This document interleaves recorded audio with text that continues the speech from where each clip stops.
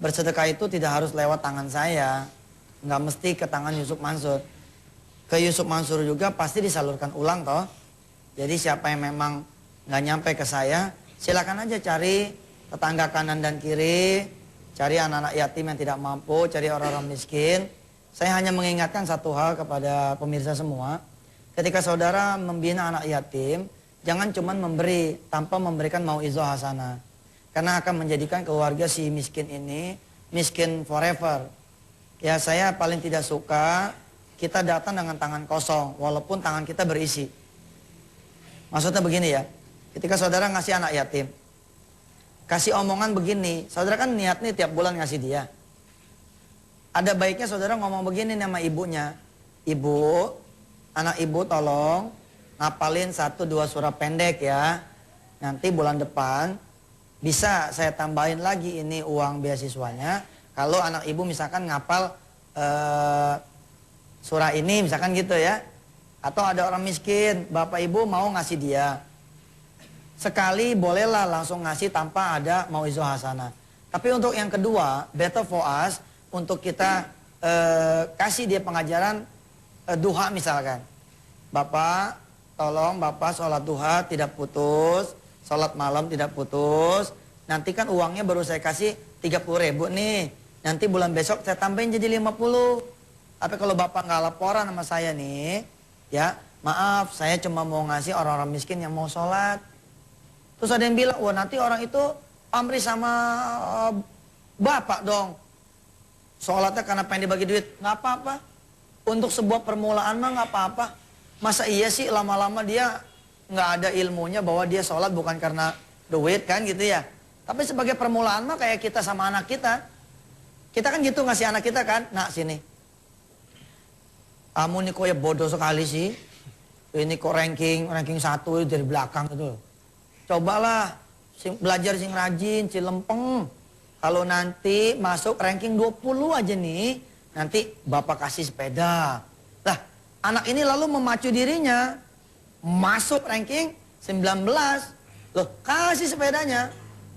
Terus kasih tahu lagi dia, kawan depan kalau kamu berhasil naik ranking 10 besar, papa beliin yang misalkan apa, yang kesenangan dia lah.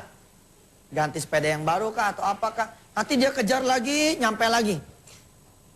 Begitu nyampe lagi, kasih tahu lagi. Kalau kamu nanti ini tahun ketiga lulus, matematikanya 9, bahasa Inggrisnya 9, nilainya semua rata-rata 8 atau 7 lah minimal. Nanti kamu umroh sama bapak. Begitu nanti tembus, kasih. Percaya omongan saya. Tahun berikutnya dia nggak perlu lagi tuh dikasih iming-iming. Tapi itulah Allah. Allah mengajarkan kita memang gitu. Diajari step by step terus sampai nanti orang-orang mengharapkan Allah saja sebagai bayarannya untuk dia. Insya Allah kita berdoa kita akan nyampe pada derajat itu. Amin. Insya Allah. Baik pemirsa, ini rahmati Allah.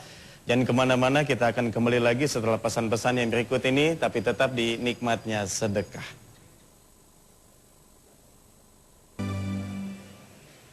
Kembali lagi bersama dengan kami di nikmatnya sedekah. Tadi sebelum kita menyaksikan VT, Ustaz Yusuf Mansur sempat membacakan dan mengajak kita berdoa, membaca Sayyidul Istighfar. Mungkin bisa dijelaskan maksud dan tujuannya itu. Baik, saya sangat berkenan beberapa seri ke depan kita bicara tentang doa. Jadi doa-doa anti hutang, doa-doa supaya lunas utang, doa-doa nanti supaya punya anak keturunan dan lain sebagainya. Hari ini kita mengawali dengan doa Umul Istighfar.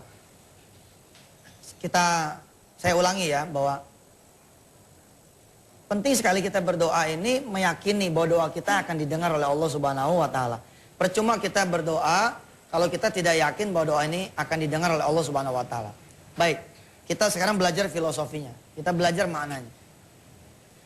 Allahumma anta rabbi. Ya Allah, engkaulah Tuhanku. La ilaha illa anta khalaqtani. Tidak ada Tuhan selain engkau ya Allah yang sudah menciptakan aku.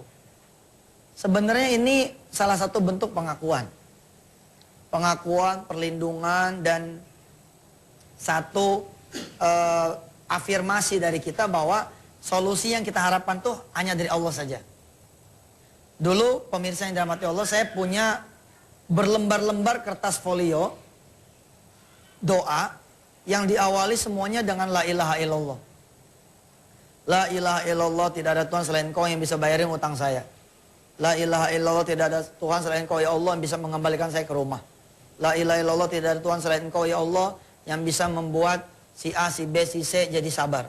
La ilaha illallah, tidak ada Tuhan selain Kau ya Allah yang bisa membuat si A, si B, si C dapat rezeki lalu dia tidak menagih saya dulu. La ilaha illallah, tidak ada Tuhan selain Kau ya Allah, dan seterusnya. Ternyata 4 lembar folio tuh kurang, tambah lagi 5 kurang, tambah lagi 6 kurang. Kurang terus. Nah, Sayyidul Istighfar ini mengajarkan kepada saudara-saudara semua untuk tidak berpaling kepada Allah dan hanya kepada Allah saja. La ilaha illa anta, tidak ada Tuhan selain Kau ya Allah bisa memberikan saya anak keturunan. La ilaha illallah, tidak ada Tuhan selain Kau ya Allah illa anta yang bisa memberikan saya ini rumah, dan seterusnya. Ana abduka, saya ini ya Allah adalah hambamu. Ana ala ahdika wa wa'dika mastata'tu. Insya Allah ya Allah, saya sangat betul-betul berharap, berhasrat dan berkeinginan menjadi hambamu yang benar, yang taat. Mau rapihin nih sholat saya, mau rapihin nih ibadah saya, mau ngerapin puasa sunnah saya, mau ngerapin segala-galanya. Nah, sampai situ kayak gitu tuh filosofinya. Astaghfiruka, saya memohon ampun kepadamu ya Allah. Wa a'udzubika, dan aku berlindung kepadamu ya Rabb, min syarri ma sona'tu, dari apa-apa keburukan yang sudah aku lakukan. Mati-mati kita ada utang, mati-mati kita belum dikasih anak, mati-mati kita barangkali belum bersuami, mati-mati kita nggak punya rumah, mati-mati kita yang lain, barangkali ada sesuatu nih dari keburukan kita yang secara tidak sengaja menghalangi kita punya rizki, menghalangi Allah kepada kita, menghalangi diri kita daripada Allah. Nah, kita seset dulu tuh dengan doa Sayyidul Istighfar tadi, Umul Istighfar tadi. Ditambah lagi ada pengakuan yang cantik sekali. Abu'u laka binikmatika alayya. Ya Rob, aku mengakui segala nikmatmu yang Kau telah berikan kepada diriku. Itu kan hebat ya. Jarang ada orang yang bisa berdoa seperti ini. Ya Rob, makasih, cuma perut doang yang sakit. Ya Allah, kepala mah enggak. Iya kan? Biasanya kan orang langsung begini. Ampun ya ampun. Aduh, perut saya sakit. Tapi dia lupa bersyukur, kepalanya nggak apa-apa, tangannya nggak apa-apa, ya, kakinya nggak apa-apa, betul nggak? Terima kasih ya Allah, kijang saya hilang. Tetangga, alhamdulillah tetangga, kijang saya hilang, mobil saya hilang. Tetangga langsung bilang, lo gila lo. Padahal itu yang benar, itu yang benar. Subhanallah Pak Ustadz, subhanallah. Toko saya kebakar, kita ketawa. Pegang. Oh iya benar, pantas. Anget banget. Yang benar tuh begitu. Abu ulaka binikmatika alayya. Ya Allah, aku akui segala nikmatmu untukku. Kita berdiri ya, di depan kita punya toko yang terbakar. Subhanallah, Engkau maha adil ya Rabb. Kemarin anakku yang terakhir di wisuda. Selesailah tugas toko ini. Mengantar anak-anak saya sampai ke jenjang pendidikan yang tertinggi. Rob, terima kasih. Nggak usahlah Engkau ganti toko ini, Rob. Engkau gantilah dengan memberikan anak-anak saya pekerjaan, supaya saya bisa istirahat. Berdua dengan saya punya istri, gantian anak-anak yang mencari rezeki buat saya. Cakep. Cakep. Kita benar-benar bersyukur dulu sama Allah tuh.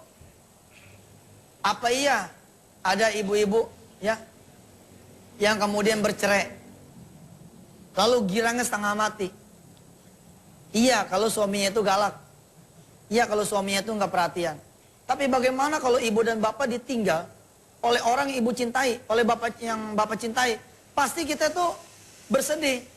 Bersedih boleh, kecewa boleh, putus asa boleh, karena itu manusiawi, tapi jangan lama-lama. Setelah itu